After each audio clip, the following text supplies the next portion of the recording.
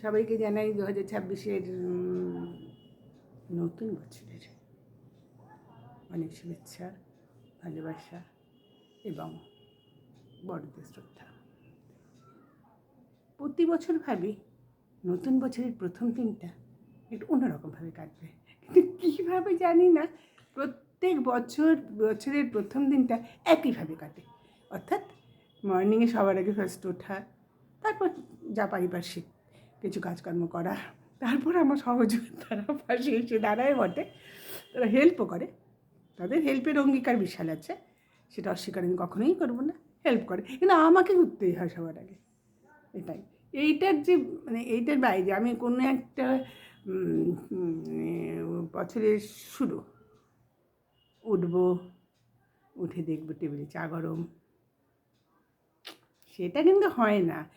এই বছরটা ভাবছিলাম সামনের বছরটাই হবে, সামনের বছরটাও ভাববো, তারপরেরটা হবে। কিন্তু আমি এটা কখনোই বলছি না যে আমার সহযোদ্ধারা ইচ্ছুক নয়, তারা ইচ্ছুক, কিন্তু তারা আসলে কি আমাদের যে পয়লা বৈশাখের পয়লা বৈশাখটাকে তো আমরা নিউ ইয়ার বলি না, নববর্ষ বলি, এটা আবার নিউ ইয়ার, কিন্তু দুটোই নতুন বছর।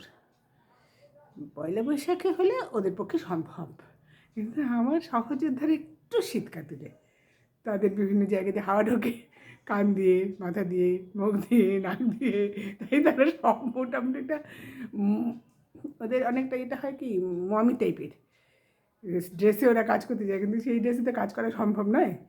কিন্তু আজকের কথাটা বলছি, আজ আমার মেয়ের উৎসাহে একটা নতুনভাবে একদম আলুর পরোটা করেছি সকালে।